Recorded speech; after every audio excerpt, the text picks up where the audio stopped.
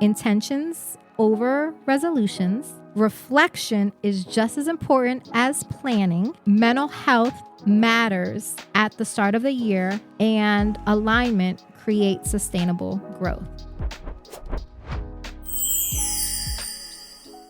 Hi, thank you for joining yet another episode of Get Set with Lissette. This is where we have inspiring conversations that empower you to get set. And this one's especially about empowering you to get set because we are going to be talking about the upcoming new year. So with that said, this New Year's special is going to be reflective. It's hopeful and grounding. The new year often comes with pressure, right? It's about the resolutions, the reinvention of oneself, and the feeling that we need to become someone entirely new overnight. I believe, and this episode is going to be more about slowing that down, honoring where we've been, being honest about where we are, and setting intentions that feel aligned instead of overwhelming. One thing that I did the last episode, and I'm doing it again now since I don't have a guest, so I can't do like a this or that like I normally do to kind of get it going. I did another Did You Know? So on this one, since we're talking about New Year's, did you know the tradition of New Year's resolutions dates back over 4,000 years to ancient Babylon? It used to happen then when people they made promises to their gods at the start of the year as a way to reset, renew, and realign their lives. So we have been continuing this ancient tradition of resolutions, right? They did it from more of a spiritual aspect and the renewal and resetting of their intentions when it came to the ways that they wanted to show up for their gods. So again, if I find it interesting that, resolutions date back 4,000 plus years ago, they've been doing it and we've continued this tradition where they did it from a space and place of more. So I find it interesting how New Year's resolutions, for what it is, dates back, like I said, over 4,000 years, and they did so from a place of intentionality and resetting and renewing themselves from more of a spiritual standpoint, right? They wanted to ensure that whatever they did going into the new year, that they were setting themselves up and renewing themselves to their gods. And here we are maintaining that exact same tradition, but we've shifted from spiritual enlightenment and the ability to, align ourselves and really move forward on where we want to be from a spiritual standpoint and become much more about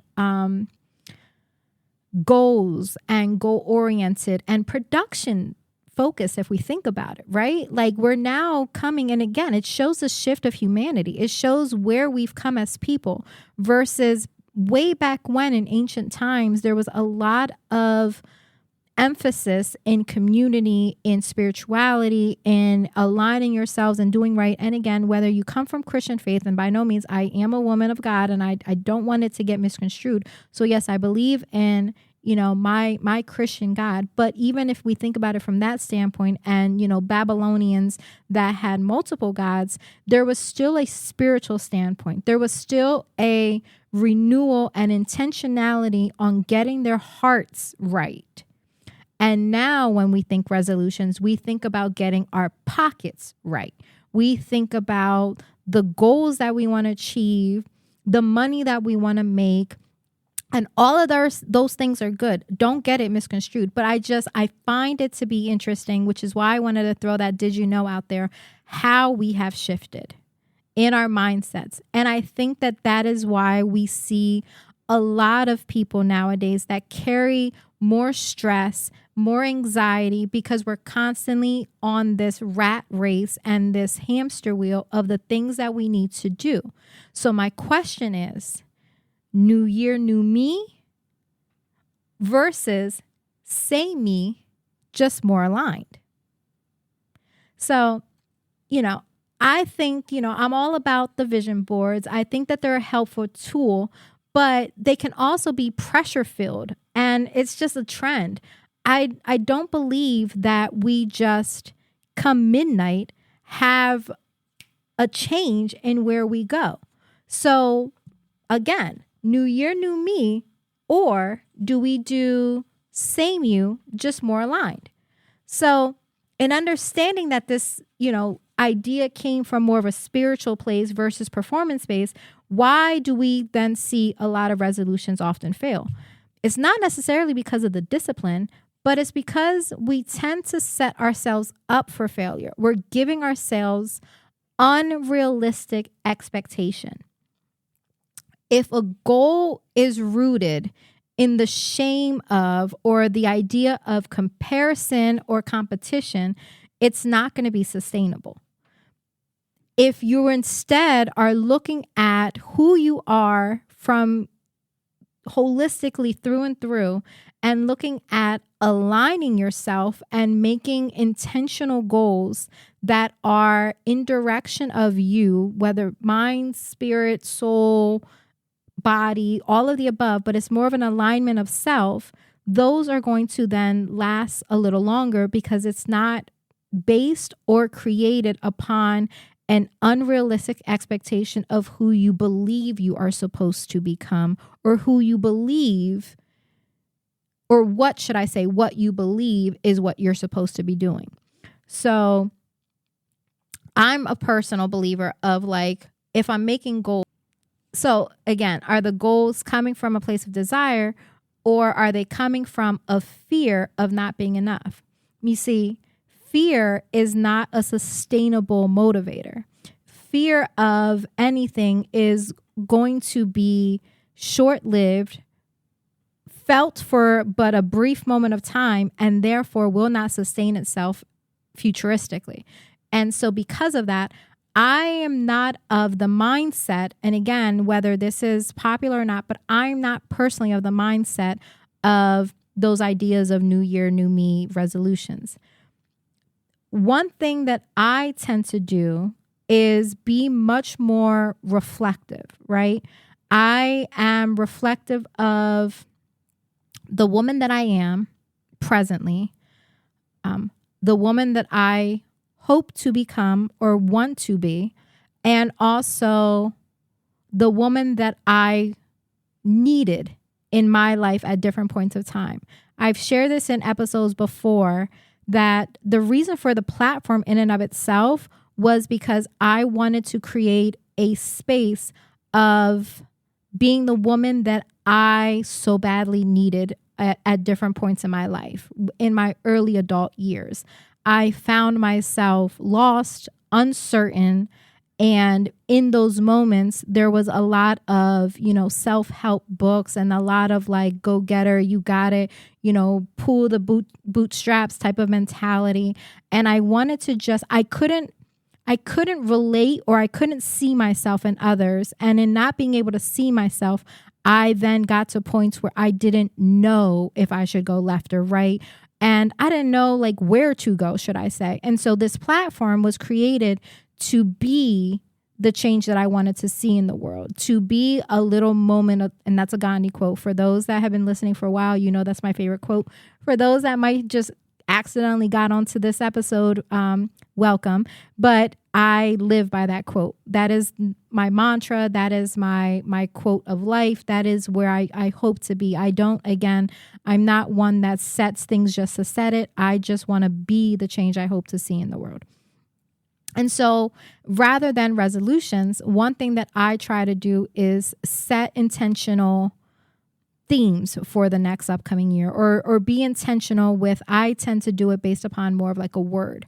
And I'll get more into what that looks like and what that means, and also exercises that I've used to do that. So some of the reflective questions that I tend to ask myself when I'm getting prepared for focus for the following year is, what drained me this year? Right? And then in that same regard, what nourished me? Where do I want more ease at, right? Where do I want more courage to move into? And then also, where can I find opportunities for more softness, right? Where can I show up a little differently?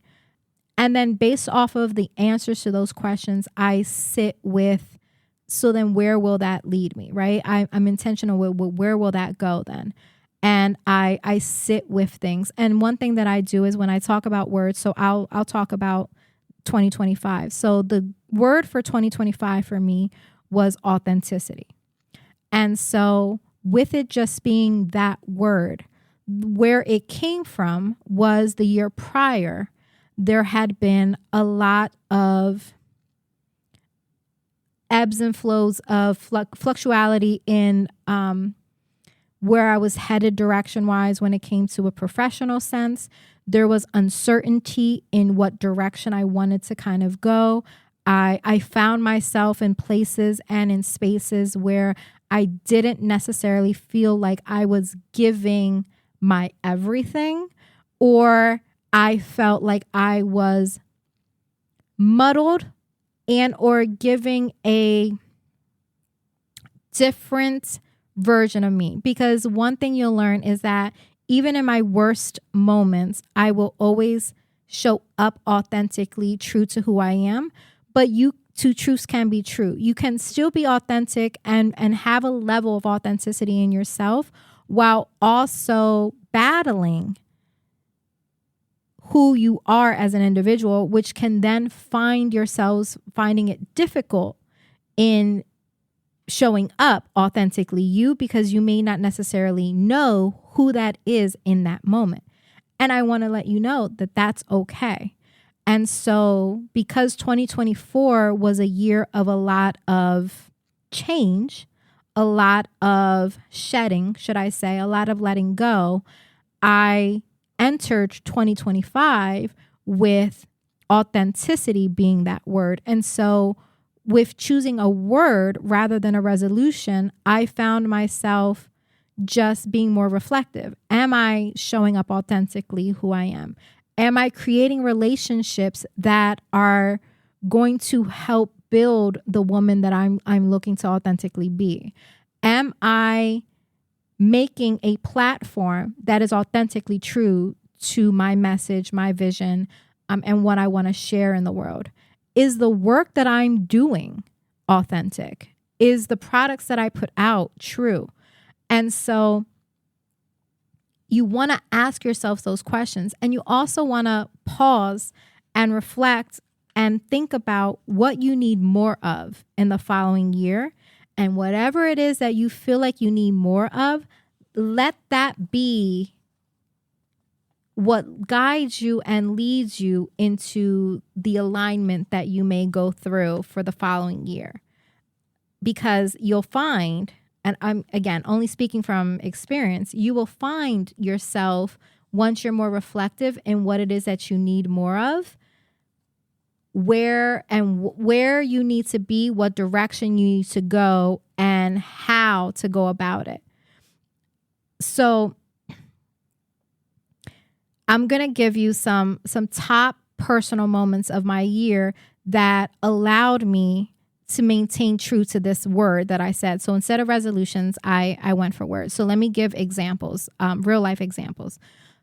One being the revamping of this platform. I've shared many times that when I started it, I had a very clear vision, a very clear goal.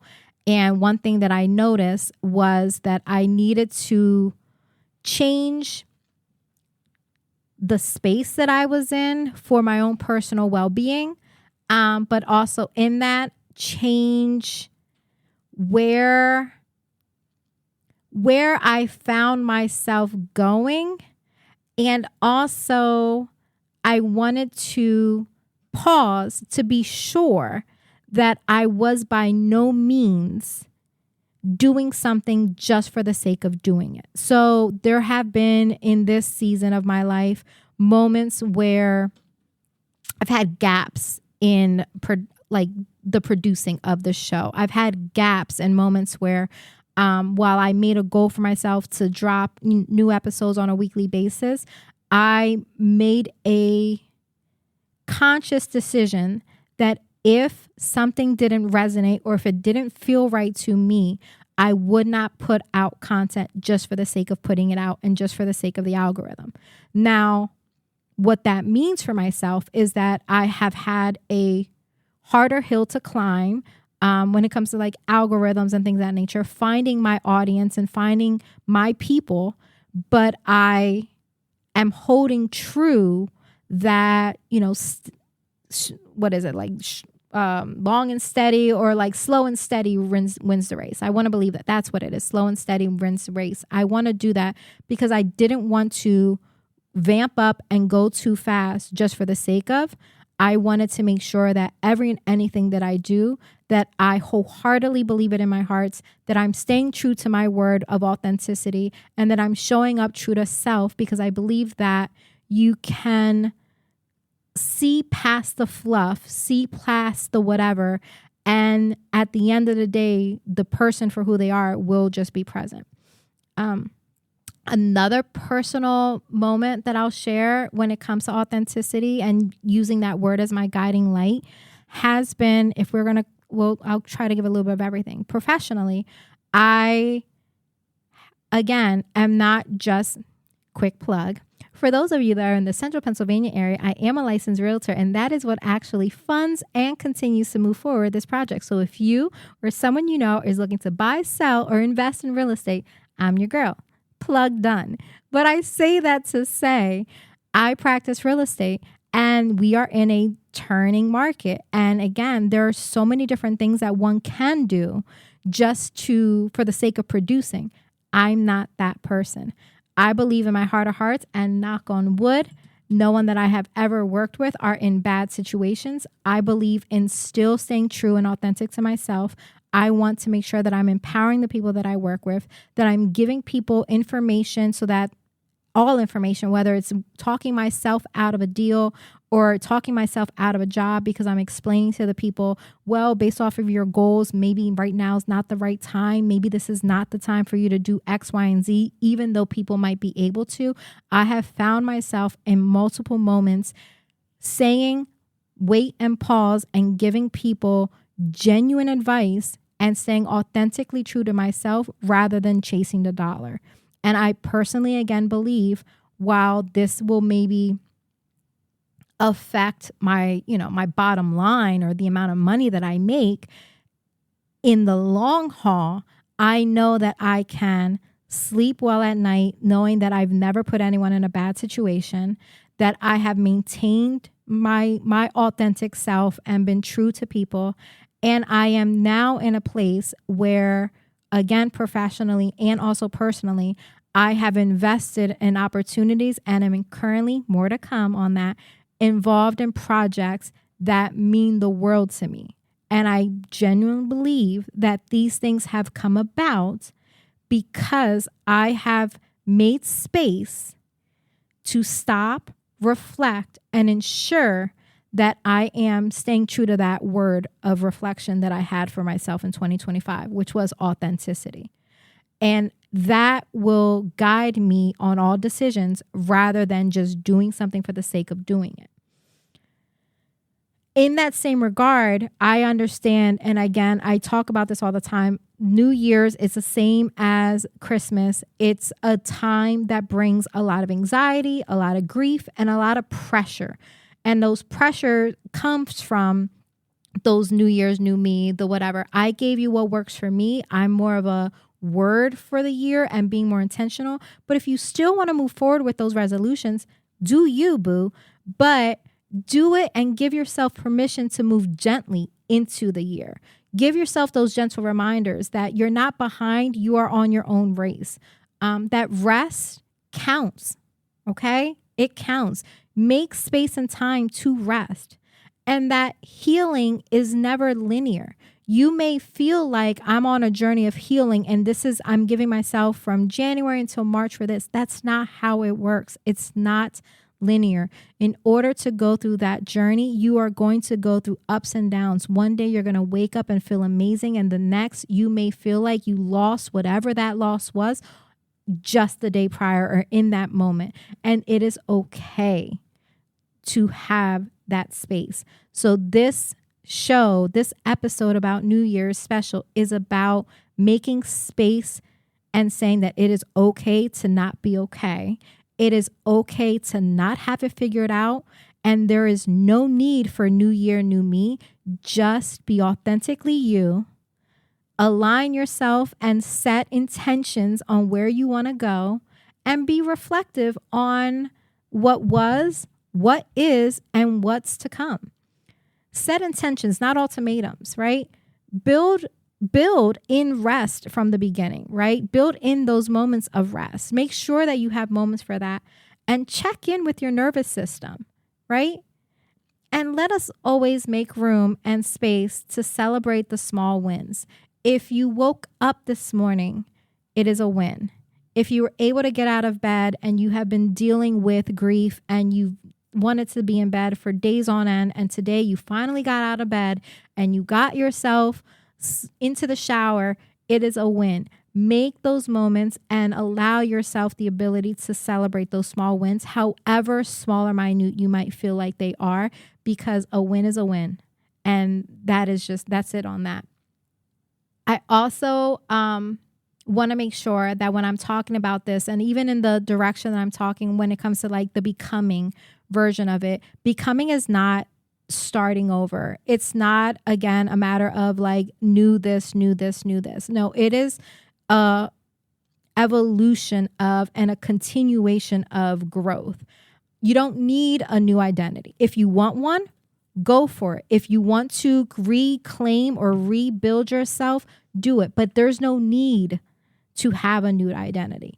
All you need to do is have a deeper understanding of who you are, shed yourself of all of the accolades and all the things that you're supposed to be, and just find you at your core and understand what that is. Growth can be quiet and still, right? Growth can be meaningful when you just allow opportunity to sit in whatever you need to sit in. And so I wanted to just make sure that when I'm talking about this, that I'm not creating I'm not creating something to say, like whether it's becoming and or that idea of the new year, new me. I want to be clear that like the rest aspect of it, the sitting with it, like there's still growth in that. If you're allowing yourself the ability to just sit and rest, there's growth in the fact that you have provided you that gift to do that. And you have to have trust in who you are becoming and trust in yourself that where you're headed and where you're going is exactly where you're supposed to be. So one thing that like now let's kind of like move forward because I don't want to drag this thing out too long. But one intention that I'm carrying into the new year, and that I'm encouraging all of you to carry is that intentional rest. Like I've said in a lot of different episodes this year, I've talked about, the power in the pause. I've discussed, ensuring that like things that I put out, like that clickbait episode that I talked about, like I don't want to be just clickbait. And some of the guests that I've had the pleasure and opportunity to speak to this year, there's been an ongoing theme of self-reflection. There's been an ongoing theme of ebbs and flows and livelihoods. The most successful people that have sat here and spoken to, I can think, and I don't want to shout out one and not the other, so no names will be dropped, but in multiple episodes, I have shared space with people and they have talked about,